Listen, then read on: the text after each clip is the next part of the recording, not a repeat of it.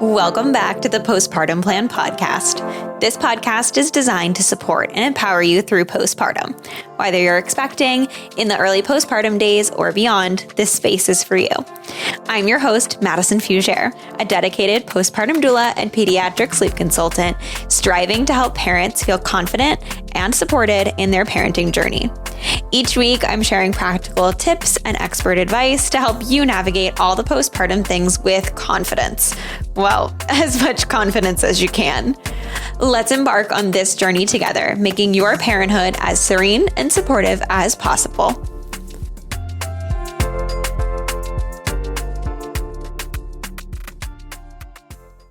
Kenzie is a DONA-trained postpartum doula. She holds a master's degree in education and also enjoys supporting new families navigating the first 12 weeks postpartum. She's also very skilled at supporting families with more than one child and supporting older children. Kenzie is also a FEMM certified fertility educator, passionate about helping you to understand your hormones and how to live in sync with your cycles through charting. She enjoys staying connected to her clients that she has worked with to help them conceive and then go on providing them postpartum support. She recently left the field of education after 9 years to pursue her business full-time. Thank you so much for joining me today, Kenzie. I'm really excited to dive into cycles and charting and all the things about it. I think it's something that people are like almost not willing to talk about sometimes and like afraid to talk about, but the more we talk about it, the more it's normalized. And I think that especially postpartum, it becomes a topic that's definitely prevalent. So I know that you know all the things, so we're gonna kind of dive into all of it, and I think that hopefully it'll be helpful to some people. So thank you for joining me. Absolutely. Thank you for having me. I'm really excited to be here. I am a fertility educator certified through FEMM. That just stands for Fertility Education and Medical Management, and also a DONA-trained postpartum doula. So nearing my certification with that. And the two really go hand in hand. When I first started teaching people about their cycle, I found my niche in the trying to conceive community. And once my clients went on to get pregnant, I was really sad to see them go. So I started to look into my postpartum doula training, and I did that last April. So what I've been able to do now is really bring the two together. And I really enjoy helping people with their maybe very complex chart. So when it comes to postpartum charting, that can be very different. And you don't have to have any prior knowledge of charting to start doing it postpartum. Right. And oftentimes, it might be someone might find charting because they have something going on with their hormones and they want to understand it more and kind of get to the root, or they're trying to conceive, or they want to use it for non-hormonal birth control. So charting helps everyone on the reproductive continuum. And I could definitely share more about what that means, but I could just go on and on about it. I know, it's so fun. So I love that. And I think that that's like a perfect like brief into what we're going into, which is amazing. I would love to have you kind of start with telling everybody a little bit about like what charting really is and maybe what the different phases are that we're looking at when you're charting, and maybe things that come along with those different phases. Definitely. So charting just means taking a look at your biomarkers in your body. There's so many different types and different ways to do it. So when we think about the biomarkers for FEMM, it's cervical fluid and the luteinizing hormone test. It's just a urine test that you take a couple times a month. And there's other methods that maybe use BBT, which is basal body temperature. But with FEMM, you're just using the two biomarkers to understand what's going on with your hormones. So you can then pinpoint the different levels of estrogen in the body and progesterone in the body and understand which phase of your cycle you're in. So when it comes to the 4 phases of your menstrual cycle, there is the menstrual phase when you have your period, and then the follicular phase right after. This is the phase that you might feel a little bit more energy in, start to maybe make some more plans with your life and set some goals for the month ahead. And then, of course, is ovulation, which is the midpoint of the cycle, the main event, as many people say in this field. And it really sets the borders for the rest of the phases. So, what happens after ovulation is the luteal phase. That's going to be the longest phase, sometimes not everyone's favorite because someone may experience PMS during this time. And I'm surely happy to share more about that and how to support yourself during that time. But those are the 4 phases. And typically, we're looking for anywhere from a 25-day cycle to a 35-day cycle. So it can be a big range, but just know that if you're within that range, it's typical. And when it comes to postpartum charts, you might have really long cycles, you might have really Right. short cycles. So just being able to chart and see your data, right? It's data at a glance. You can really get a good glimpse into your health and what's going on with your body. That's awesome. I think that that's so important. And that it is such a wide range and that everybody's bodies are going to be different, especially if we're talking about postpartum, right? Now I have no idea if this is even in your realm because I haven't even asked you before, but I know that a lot of people when they're postpartum trying to figure out birth control options can be, super crazy and your hormones are already going crazy. And at that 6-week appointment, doctors are normally like, all right, let's get you on some type of birth control. And that can be a lot. I'm sure that tracking and being able to, use all of these resources that you have can make, that kind of process a bit easier. But then the second part that comes along with that is, can you do all of that if you haven't fully gotten your cycle back? Because we know that even if you haven't fully gotten your period back, you can sometimes get pregnant still, even, postpartum. So are those things that are still able to be done for people listening? Absolutely. That's a really fabulous question. So that is definitely where the complexities of charting comes in for postpartum, but you can start as long as you are at least 6 to 8 weeks postpartum. Oftentimes people will maybe start a little later than that, which is understandable. You want to give yourself some time to understand your new routines and rest and give Yeah. yourself that time. But once you're feeling the call to take in more information, learn something new, you can start charting at whenever. And yes, it will very much support as an option for a type of birth control. This would just be considered non-hormonal. Yes, I hear from so many people about the 6-week checkup, and it's there needs to be more information around it, and it's nice to know your options. So that's my whole thing. I'd rather someone know that charting is an option than walk away with maybe, a script that they did not want to have, Right. or an IUD, which is even scarier, honestly. So I like to maybe reach somebody before that time, and so it certainly comes up in a conversation if I'm working with someone before they conceive that this is an option and it's possible to continue charting after you've had a baby. And, or maybe someone comes to me maybe within their third trimester and it's just something that they want to check off their list where they're thinking about it. They know they don't want to conceive again ever, or maybe within a couple years, they want to give themselves time. And charting allows for that. So when it comes to breastfeeding and charting, it's also very supportive because you're keeping an eye on what's going on with your body. Again, it's more so just through that cervical fluid, checking in and understanding what is the dominant hormone. And oftentimes, what you'll see is kind of like a start-stop pattern. Hmm. But at least okay, something might happen. Maybe this looks like I'm ovulating, and I want to teach people what that looks like. I go really in depth into that in a couple of my workshops and the postpartum charting collective that I'd love to share more about, just so that you feel like you have the tools to understand what's going on in your body, read your body, and make the right choice for you. FEMM is all about informed consent, as is a lot of things in the birth and postpartum world. So, Yeah. as long as you know your choices, you can make the decision that works best for you. That's awesome. Yeah. Would you tell us a little bit more about what charting really consists of and like what you're kind of looking for and then what the benefits of it are and like how it can help you navigate, your life in that during that cycle?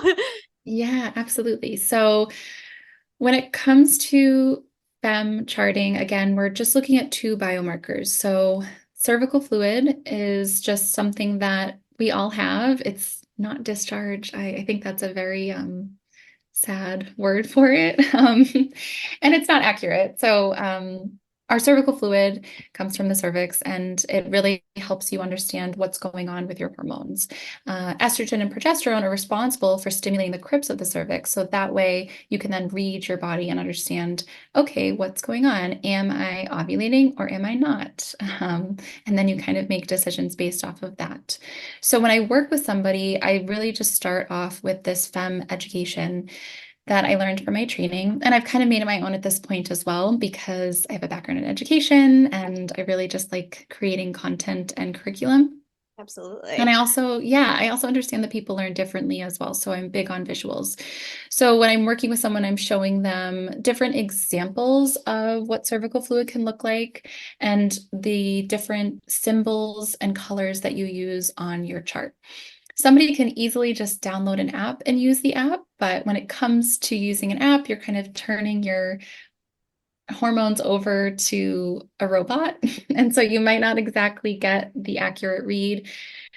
Mostly I'm referencing natural cycles here. I think it's fabulous, but when you're putting in your basal body temperature reading for natural cycles, it's telling you if you're fertile or not, and it's missing that very large indicator of your cervical fluid, because that is the number one sign that's going to help you understand if you're ovulating or if you're not. And Right. from there, you get to make your informed decision when it comes to either trying to conceive or trying to avoid, is the other terminology. So TTA or TTC. I also love FEMM because it can be just tracking health. I have plenty of people that come to me, they're very much done having babies at this point, or they just really want to understand what's going on with their hormones. And I think that many people fall into that category postpartum as well, because maybe they did get their period back. They have had their return of fertility, and it's maybe way heavier than it was before they conceived, or maybe it is lighter. And so, what we can do is we can use this information about what you're seeing in your chart to understand the sufficiency of your hormones. So, every period is another chance to understand what was going on previously. Did your hormones build up your endometrial lining enough to have a healthy bleed? And so I really dive in. It gets very scientific. FEMM is based in biology and physiology anyways. So a lot of people tell me that they feel like they're taking like puberty 101 over again. I love it. Yeah. But I But use that's awesome. a lot of visuals. If you are partnered, your partner is always welcome to come as well, because they deserve to learn and understand, especially in the TTC realm. I think it's always helpful. Right. But it just opens up for more conversation, more intimacy and communication, to have the person you spend the most time with understand what's going on with you and your hormones as well. And yeah, when I work with someone, they certainly go off and chart on their own, but I hold them accountable, and I check in, and I always say, like, how's it going? What are the barriers to your ability to chart right now? Are you just too busy, or are you maybe putting it on the back burner? Because yeah, we all go to the bathroom, but sometimes we just don't pay attention and life gets busy. So I try to give them reminders, like you could set a timer on your phone or post-it note or something. And then what we do is we just go over the chart, we review it, and I do not diagnose. Again, this is kind of like a non-medical type of support, but I can say, oh, well, look at that, based off of the FEMM parameters, where are you, and what supports do you need and how do you feel? I try to really lead with how someone's feeling as well. Yeah, that's awesome. So if someone's listening and they're like, this kind of sounds up my realm, whether it be, they're trying to understand their body more, or they are postpartum and wanting to, be able to understand their cycle, or prenatally, I guess, too, or anywhere in the world, right? Anyone can do this. But they want to have this opportunity and this option, and especially because it's a non-hormonal birth control. I think that all the hormonal things get pushed on people so easily and so quickly to fix all sorts of things. But this can be an awesome way to understand and kind of follow along with, what your body's trying to do. So people are listening, they are kind of interested. Obviously, they can come work with you. Do you want to tell everybody a little bit about what your services are like? And then also, if somebody is just kind of looking to dabble into it, like where can they start if they're not fully ready to jump in and work with you quite yet? Those are great questions. So if you're not sure, or you're just not ready to jump in fully, there I always offer free things here and there. So I love to do just an intro to charting workshop a couple times a year. Usually when the seasons start to change, season to season, I think it's a nice time to offer it because it's just that's how we work as humans. We like to learn new things at different points during the year. And Mm-hmm. I think it's a great intro. It's a way to dip your toe. It's a way to hear more about what this is. And I also have a couple ebooks, which just gives an opportunity to learn a little bit more on your own time. So those ebooks are You froze. So hang on. Let me write down. Okay. You said that you also have an ebook and then you froze. okay. Okay, go ahead, try again.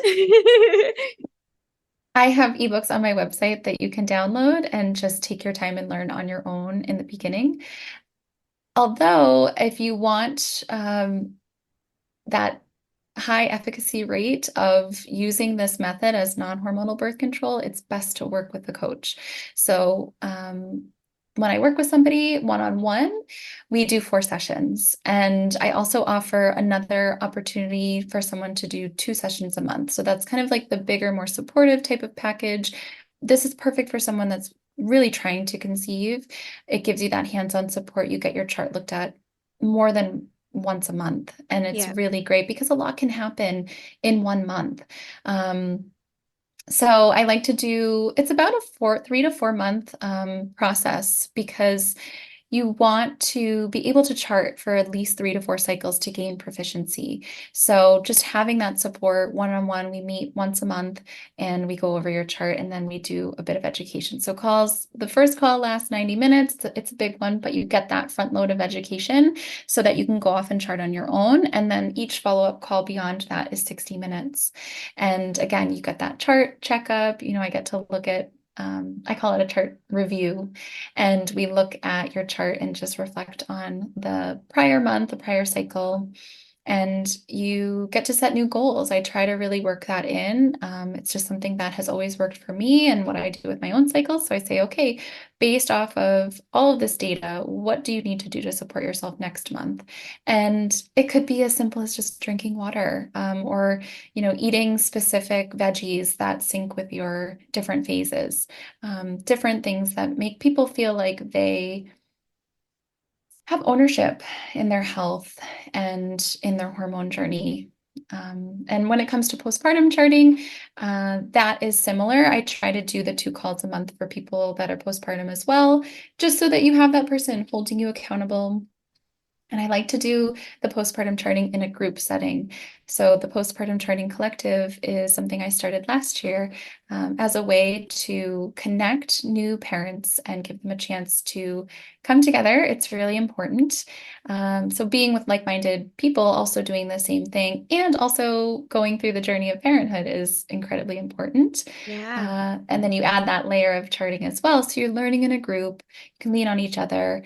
And that is like an 8-week course, and we meet for 4 group calls. I always send out educational resources through email, and then you get one private call within that group program as well.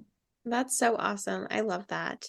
So definitely so much information, and Yes. listeners should totally look into it. It definitely sounds like one of those things that can be overwhelming at the start, but once you kind of start to learn and, understand the different terminology and the different processes, I think that it seems like it can be such an amazing thing to offer to yourself. And it could be probably a really great self-care thing too, right? I mean, you're forcing yourself to slow down a couple times a day or at least once a day, right? And kind of like check in with yourself, which I think is such a like almost like a mindfulness thing, which has got to be so amazing too. Yes, absolutely. And I do have a background in yoga and meditation, so I try to work that in as much as possible. And, I might offer someone as one of the resources a meditation that's, going to help them connect to their physical body, their emotional body, whatever they might need. Or if they're, sharing with me they want to move their body more, I might give them a yoga class as a resource as well. Yeah. And when it comes to charting, it's just a way to feel more empowered. I can't tell you how many people I have helped, and they say to me at the end of the 4 months or 3 months, however long it is, they'll just say, wow, I just feel so empowered. Or wow, I didn't know this. And, Yeah. I want to offer people grace if you're listening to this too, and you're like, I did not know this. Yeah, I didn't either. I learned all of this when I was 25. I but just decided I was going to stop taking birth control. I had almost maybe just two friends that had come before me and done it. And then I had two friends around me that said they wanted to do it as well. And I read Woman Code by Lisa Beatty, and it changed my life. And I was just so blown away by this information, a little bit mad, but I didn't know it. Right. There's a little anger there, but that's part of the process. And once I started to dive more into this and chart my cycle and work with a coach, I would share with people, my acupuncturist or, my massage therapist or my friends or random people in the tampon aisle at Whole Foods, I'll go anywhere and share it. A lot of people would say you need to share this more. And so I left teaching after 9 years to do this full time because I'm super duper passionate about it. I really think that everybody deserves to know what's going on with their body. And it's not, once you get over the initial learning curve of the OMG, it is very empowering and it helps you feel really close to yourself. Yeah, I love that. I think that it's just society and the world has made it such a taboo thing, and it is making it so that you don't have as much of a connection. Literally, so the episode that will be going up before this is talking about boundaries to breastfeeding. And in that episode, we were talking about a similar way of like people are just so disconnected from their bodies. From in that one, we were talking a lot about like people are never touching their own breasts, so they don't know what the milky parts feel like. And I'm similarly, I feel that, in this way, people aren't thinking of these things or knowing of these things. And so they don't know what's normal or what for them, I should say, or those types of things. So this has got to be, when you say empowering, I can only imagine how much, interest and support this must feel like when you're able to figure this all out for yourself, for sure. Yes, absolutely. And it is just it opens the door to a lot of things. So you might then start doing very specific type of self-care for yourself. And I always try to branch off and share very holistic self-care options like acupuncture or, dry brushing is one that I always throw out there. Mm-hmm. But it's just a way to support yourself more. And it is really easy to get very confused about your biomarkers, confused about your cycle. I've been there, like, OMG, where's my period? Something is wrong with me.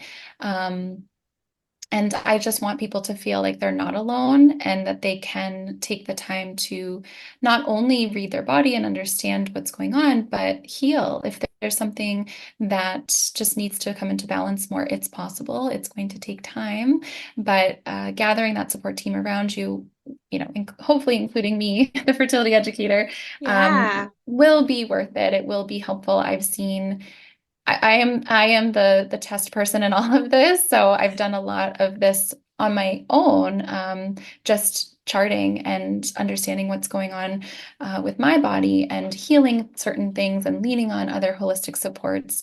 And that is just my hope for everybody else, that they know that this is out there, that they can take this time and they deserve it. I love that. Thank you so much for coming on. Everybody can find all your information below, including the link to your website, which has your support groups and all of your different programs. So definitely go check it out if you're interested at all. And yeah, tell Kenzie I sent you. Thank you for joining me. Thank you. Thank you so much for tuning into the Postpartum Plan podcast. I hope that today's episode brought you support, relatability, and valuable insight. Remember, you're not alone on this journey. If you enjoyed the show, please subscribe and leave a review and share with any of your prenatal and postpartum friends and family. Your feedback helps us reach more parents seeking support. And if you're looking for additional resources, please feel free to connect via Instagram at Serene Moments Doula for constant information, tips, and tricks, or check out my website, www.serenemomentsdoula.com. See you next week.